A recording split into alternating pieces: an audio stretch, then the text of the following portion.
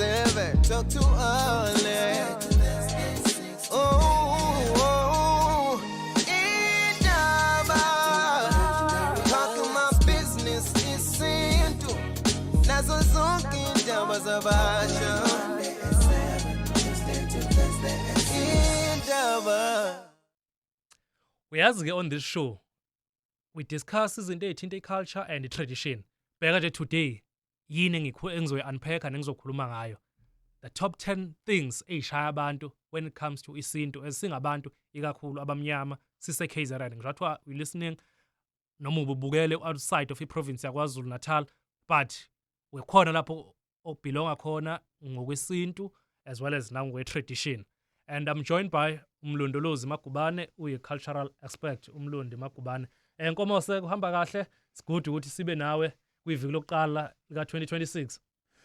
Umathomo nyokhafulo sekubolile uhawawa usibhamu sogodo siqhuma simangazi umzukulu ugana nesibona umalo kwazana ukhizakhiza lokhiza emzini amanye amadoda aphume lenkabe ephila ngicela ukubingelela abalaleli begagasi onyakeni omusha sha ngibingelele no producer sithi happy new year bese ngibingelele nawe menelisi mfowethu kwakuhle ukubona futhi onyakeni omusha ngiyabingelela sibonga kakhulu umuntu uphila kube khona ukuthi ubelonga somewhere noma kunesinto esikhona iziphi izinto let's take two or three now engathi zishaya abantu when sikhuluma ngento ethinta i-tradition.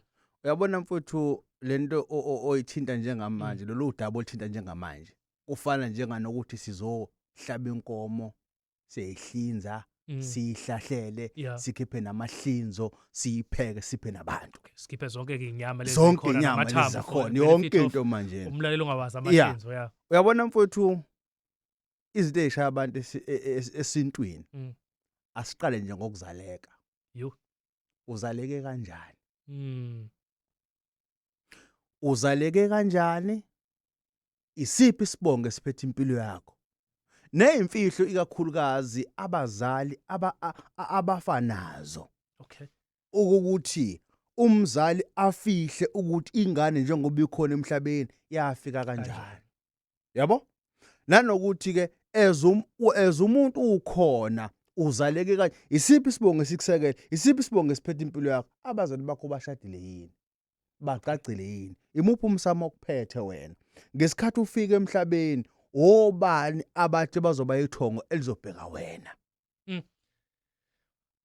I'm reminded of esinye story la mawusakhuluma ukuthi uzaleke kanjani.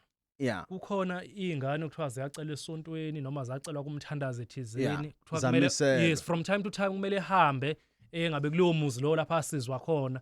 So lento yokuzaleka ibaluleke kakhulu. Take us through ukuthi uma sekukanjalo ukuthi umuntu kumele from time to time uye kulungabe kuloya mama kuloya baba owakwazi elekelele abazali bakho ukuthi utholakale.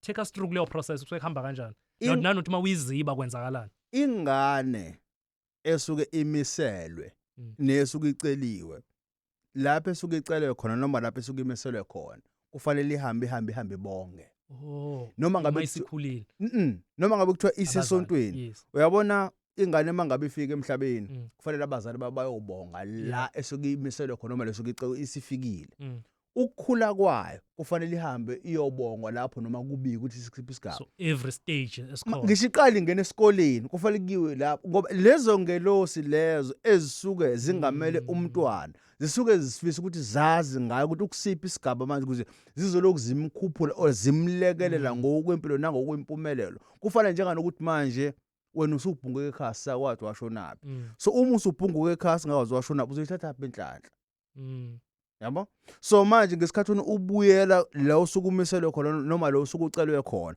usuke manje wena uyo update ukuthi isituation yakho manje ikusiphi isigaba and ufuna kwenzakaleni yabo I'm touching on izinto mhlawumbe nje ezu5 to 10 eyishaya abantu kakhulu ngokwesintu unkomosela is outlining ukuthi kunezingane ezizaleka ngezinye indlela kusuke kumele kube nama interventions ahlukahlukene ngokwesintu ngabe yocela esontweni noma kwamthandaza noma kulekelelwe ngabe kubusiswa isibeletho kodwa egcineni lezo ingelozi zakulowo muzi lowo kumele from time to time zikwazi ze-updatewe ukuthi nakho okukhona then nje briefly kunale phenomenon of wazalwa wembethe enye into engicabanga ukuthi-ke ikhona ikhanda lakho uyishaya abantu. Take us through leli ibaluleke ngani ukuthi uyinake ukuthi uzaleke kanjani nokuthi uzalwe wembethe. Baningi abantu abasemajele manje. Baningi abantu abangena ebugebengweni. Baningi abantu who are living purposeless lives. Kanti bashaya ukuthi bazalwe bembethe. Ngizothi qa ngami ngenza isibonelo. Mina ngafunda. Kodwa umsebenzi womlungu ngangawutholi. Ama-interview ngiwenza. Only to find ukuthi ngazalwa ngembethe, isabelo somlungu anginaso. Oh yeah. Yabo? So now bangakho abantu abangenayo inhlanhla yokuthi bazi ukuthi bazalwa bembethe, namhlanje basebugebengweni, namhlanje basemajele. So ingubo umuntu uma esuke ezalwe naleyanto, usuke uzalwe nento esuke iwukhiye ngokwesimo sempilo yakho ukuthi mangabe ungayilungisi kunezinto ezizohamba zingakhambeli kahle. Ikakhulukazi kwenye inkathi even in the workplace. Uthola ukuthi umuntu uyasebenza but i-recognition akayitholi. Ayikho. Yabo? Now leyo nto ihamba bese umuntu imfrustrate ukuthi why me? Kwenye inkathi umuntu uthi imali akazunyuselwa yona. Kwenye inkathi lo muntu uyasebenza kakhulu in the workplace but i-acknowledgement akayitholi. Kufika umuntu mfethu uthola kuzofika umuntu abantu okuzalwa embethe in the workplace. Kufika umuntu umfundisa umsebenzi aqashwa bepermanent kunawo usale utemporary. Ushawa yini? Ushawa ingubo. Ushawa uthi wazala wembethe. Yeah, sikhuluma ngezinto ezishaya abantu ngokwesintu. Uya outline ke la umlondi Magubane ukuthi zihamba zigcina zikushaye kuma aspects amaningi empilo, ubala ke indaba ethinta nasemsebenzini. Ngifuna ukunika opportunity ukuthi siphinde sibale lezi ezinye izinto ngabe umsamo, ikuziphi ezinye izinto ezishaya kakhulu abantu ngokwesintu nje enkomosa. Ezinye izinto ezishaya ukuchitheka kwesisu nokukhipha isisu. Oh yeah.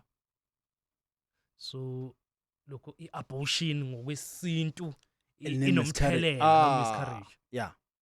Leyo nto leyo ishaya kakhulu from umzali iphinde ishaye futhi ingane esukizalwe, it's either iyelama or iyelanywa. Yabo? Esesiyajula ke manje. Ake ngihlahlele. Yeah.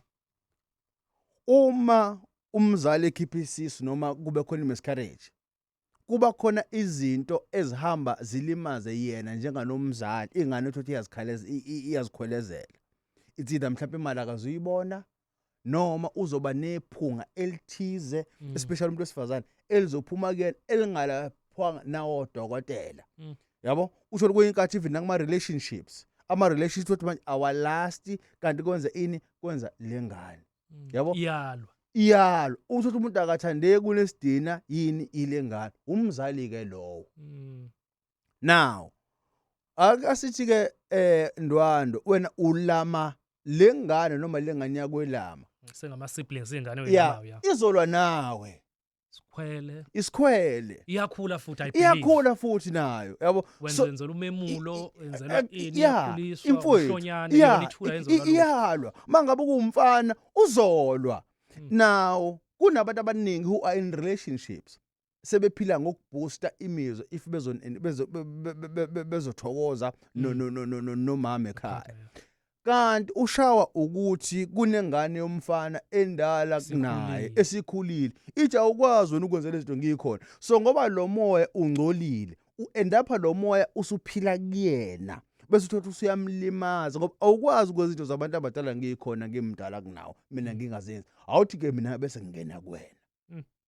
Yabo? So manje lento iyinkinga mangabe na ingalungi uthothi umfana uyagqekezelwa. Utshotshelwe impahla. Ubanjwe inkunzi. Yabo? Uyanuka kuthiwa khona into azenzile engazenzanga. Kanti ushawa ukuthi kunethunzi elingcolile elihamba na elingane yakubo eliphila kuyena. Yabo? So enye izinto lihamba bese ilimaza kakhulu i-miscarriage and abortion. Yabo? And enye into futhi elimaza esintwini ukungayihloniphi. Yabo? Mangabe umuntu uphila kufanele oziyani uyihloniphe. Yabo? Ngikushiso yini lokho? Musu ukuhamba umbatha nabo bonke abantu. Yabona lesikhathi esiphila kusona sibi. Ndwando sibi. Sonakele kakhulu. cause we have abantu manje uthola ukuthi baziphilisa ngendlela ejulile la ngaphandle and benza izinto ezishaqisayo nethusayo just to survive. Now imagine lo muntu loyo ebuya, for instance, these things that we see from our African women ezenziwa kulamazwe aphesheya ngeke ngize ngiwadalule, yabo, but uthola ukuthi ke benza lento ekuthiwa ibestiality. Imagine umuntu ahambe aye kulamazwe angaphandle afike enze ibestiality bese yabuya unamshelo sethandana nawe, yabo. So uyabona ukuthi leyo nto manje uzothatha isinyama esijule kanjani without being graphic nje uyichaza ukuthi masikhuluma ngebestiality sikhuluma ngani. Masikhuluma ngebestiality sikhuluma ngokuthi it's whereby one is engaging or involving him or herself sexually but with an animal. Indaba engaka, yabo, with an animal. So mahlangana lo muntu lo lento ziyakushaya. So manje awucabanga uthola ukuthi wena uphila nomuntu mhlawumbe wakwambatha nenja emazweni aphesheya just for money, mhlawumbe wakwambatha nekameli, mhlawumbe wakwambatha I once saw a clip someone engaging with a snake, yabo. So imagine uthola ukuthi, yabo, it was a man with a snake. So manje imagine yonke leyo nto leyo wena so ungayihloniphi nongayiphathi kahle kwakho nawe yourself kuzohamba kukulimaza ngoba sesiphile esikhathini la khona immorality iyaphela kubantu, ubuntu buyaphela kubantu, abantu sebenza noma yini just to survive.